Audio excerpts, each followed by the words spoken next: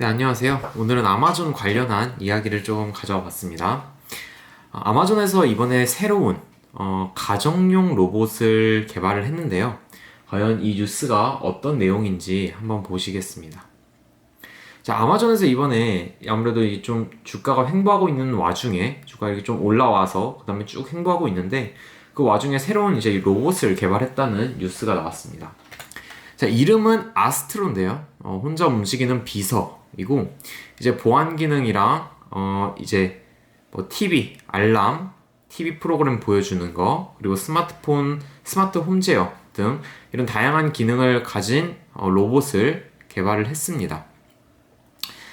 주인이 집을 비우는 동안 집안을 수시로 순찰하고 침입자를 발견하면 아마존의 보안 자회사인 링에 전달을 하고, 그리고 뭐 소리를 감지해서 경보를 하는 뭐 이런 다양한 기능이 있고요. 그리고 이제 특히 해외, 특히 미국에서는 이제 개인 프라이버시를 굉장히 중요시하는데요. 그것 때문에 아스트로의 일부 기능을 꺼놓거나 특정 공간에 들어오지 않도록 설정하는 것이 가능하다고 합니다. 과연 이런 로봇 개발을 통해서 주가 상승을 끌어올릴 수 있을지 그건 한번 지켜봐야 될 것 같습니다. 자, 다음 뉴스입니다. 이제 페이스북에서 하나의 뉴스가 떴습니다. 내용은 대략 미국이 유럽보다 어떤 그 아이들을 보호하는 온라인에서 아이들을 보호하는 법이 굉장히 뒤처져 있다. 그러니까 즉, 그 유럽이 조금 더 우세한 그런 법의 퀄리티를 가지고 있다라는 내용인데요. 자, 한번 보실까요? 이제 그 지난 3월 13세 미만 어린이가 사용할 수 있는 인스타그램 키즈 개발을 계획을 발표합니다. 페이스북에서 이제 어린이들을 위한 인스타그램 키즈를 개발을 하겠다라는 것을 발표를 하는데요. 당연히 많은 반발이 있었죠. 아이들의 사이버 왕따, 그죠? 그리고 온라인 범죄 등에 노출이 될 수 있다. 그리고 감정이랑 정신 발달에 부정적인 영향을 미칠 수 있다라는 미국에서 대부분의 주에서 반발이 있었습니다. 하지만 페이스북은 이거를 무시하고 개발을 계속 진행해 나갑니다. 근데 그래서 이제 이걸 보다 못한 이제 미상원 상무위원회에서 청문회를 열게 됩니다. 청문회를 열은 건 아니고 이제 열겠다라고 발표를 하니까 그제서야 이제 어린이용 인스타그램 개발 중단을 발표합니다. 자, 그런데 이 발표 중단을 선언하면서도 끝까지 이런 말을 합니다. 우리는 어린이용 인스타그램 개발이 올바른 방향인 것을 믿지만 개발을 일시 중단하기로 했다. 끝까지 자기가 틀렸다라는 말은 안 해요.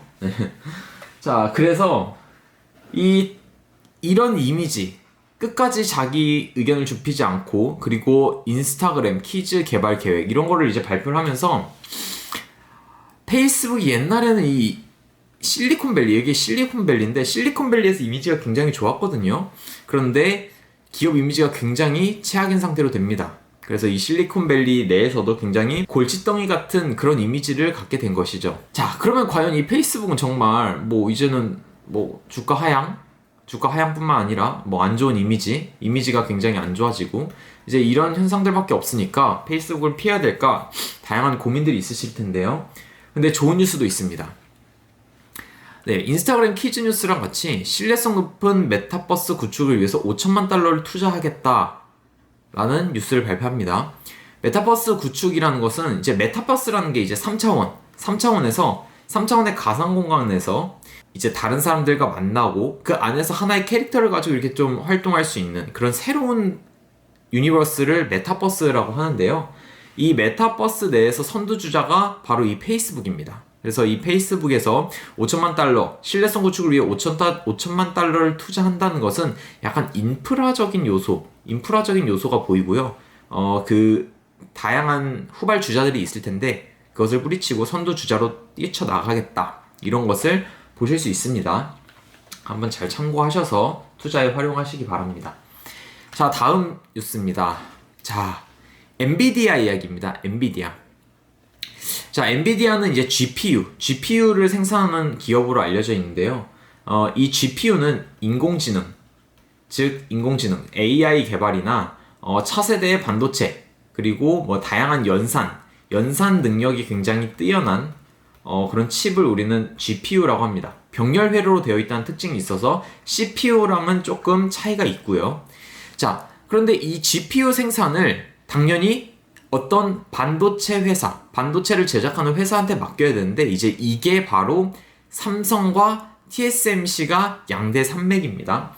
이제 이 두 개 회사가 경쟁을 하는데 과연 어디서 생산할 것이냐, 어디에 물줄을 맡길 것이냐, 어디 파운드리 업체에 맡길 것이냐라는 것이 초도의 관심이었습니다. 그런데 이제 5세대 5나노 공정에서 차세대 GPU를 생산하고 이제 내년 말 출시를 앞두고 파운드리 수주 경쟁을 하는데 삼성전자 파운드리 8나노 수율 문제, 그러니까 과거에 한번 엔비디아에서 삼성전자 파운드리에 맡긴 적이 있었습니다. 그런데 8나노의 수율 문제가 발생을 했어요. 그래서 이제 GPU 수급에 어려움을 겪었던 경험이 있는 거죠, 엔비디아가. 그래서 첫 번째, 그래서 TSMC에 맡길 수도 있다라는 전망이 나왔습니다. 이게 수율이 굉장히 주요하고 그리고 수급이 굉장히 중요한데 엔비디아에서 삼성전자한테 한번 맡겨봤더니 삼성전자가 이것을 제대로 해내지 못하더라 라는 경험이 있는 거죠. 경험이 있는 겁니다. 그런데 그뿐만 아니라 삼성에서 엔비디아의 ARM 인수도 반대한 경험이 있어요. 최근의 일이죠. 물론 다른 기업도 반대를 했습니다. 다른 기업도 이거 좀 우려스러운데? 라고 했지만 엔비디아가 사실 그 반도체 업계에서 정말 최대의 인수합병을 진행을 했거든요. ARM을 인수하기 위한. 그런데 여기에서 사실 정말 선두주자처럼 그거는 정말 안 돼. 이거는 정말 아닌 것 같다. 라고 말한 게 바로 이 삼성전자입니다. 삼성전자의 어떻게 보면 최대의 고객사일 수 있지만 그리고 차세대 반도체를 개발해야 되는 그런 삼성전자 입장에서는 어쩌면 미래의 최대의 고객사일 수 있지만 ARM 인수를 반대했다는 거죠. 자, 그런데 그런 입장에서 엔비디아는 당연히 삼성전자가 좀 약간 안 이롭게 보일 수 있겠죠. 그래서 일단은 지금은 엔비디아 입장에서는 TSMC로 기울어졌다. TSMC로 파운드리 수주를 넣을 확률이 높아졌다. 라는 것이 지금 여기에 정설이고요. 그런데 미국 정보기술 전문 매체 WCCF 테크에서는 아니다. 아예 엔비디아가 차세대 GPU 파운드리를 TSMC에 맡긴 게 확인이 됐다라는 기사를 내보냈습니다. 자, 겉으로는 엔비디아가 삼성전자를 포기하고 이제 TSMC로 돌아간 건 안정적인 5나노 공정 GPU 생산을 위해서다. 그러니까 삼성전자 맡겨보니까 8나노 공정도 잘 못했다. 여기에 수율 문제랑 수급 문제가 있었고 그래서 5나노 공정을 제대로 확보하기 위해서 수율과 수급을 안정적으로 확보하기 위해서 이제 이 TSMC로 갔다라는 것이 이제 그 기사의 내용입니다. 자, 근데 지금 삼성전자가 지금 디램 지금 최근 디램 가격도 떨어지고 지금 파운드리도 지금 고객 하나 잃었고 이런 뉴스를 보면 사실 삼성전자가 장밋빛 전망만 있는 것은 아니다라고 보여집니다. 자, 다음 뉴스입니다. 네. 혹시 이거 보셨나요? 구독자분들, 이 오징어 게임이라는 게 최근에 넷플릭스에서 굉장히 핫한 드라마라고 합니다. 저는 이거를 다 보지는 못했는데 굉장히 좀 흥미진진한 그런 내용인 것 같아요. 자, 이 오징어 게임이 지금 현재 북미 지역 시청 순위 1위.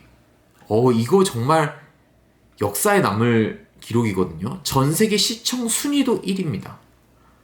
그리고 넷플릭스 컨텐츠 역사에 남을 기록 갱신을 해나가고 있다라는 겁니다. 이거 넷플릭스 주식을 샀어야 되나 싶은데요. 자, 그런데 지금 여기서 말하는 것은 넷플릭스가 아니라 바로 로블록스라는 겁니다. 로블록스에 대해서 생소하신 분들도 있을 수도 있겠는데요. 자, 메타버스의 선두주자에 있는 아까 전에 말했던 페이스북과 같이 굉장한 수혜주라고 보시면 됩니다. 특히 로블록스는 다른 사용자가 만든 게임을 즐길 수 있는 온라인 게임 플랫폼입니다. 그러니까 그러니까 이거를 메타버스 형식으로 만든 플랫폼이라고 보시면 될 것 같아요. 그래서 게임 제작 시스템을 가지고 있는데, 자, 보시면 이게 지금 로블록스 내에 있는 이제 프로그램, 이제 게임 플랫폼입니다. 그런데 진짜 정말 많은 게 다 오징어 게임이죠. 이게 다 오징어 게임이고, 특히 이 그림이 많이 보이실 텐데, 이 이미지는 어떤 거냐면, 무궁화꽃이 그 오징어 게임 내에서 무궁화꽃이 피었습니다라는 그런 게임을 하는 하나의 장면이라고 보시면 됩니다. 자, 그런데 이 무궁화꽃이 피었습니다에서 콘텐츠가 누적 방문자 수가 2천만 이상, 동시 접속자 수가 8만 이상을 기록하는 굉장히 엄청난 흥행을 이끌고 있습니다.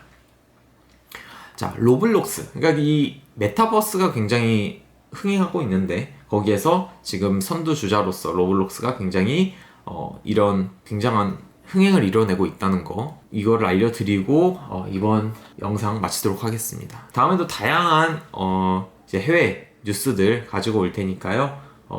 좋아요 꼭 눌러주시고 구독 눌러주시면 감사하겠습니다. 네, 시청해주셔서 감사합니다.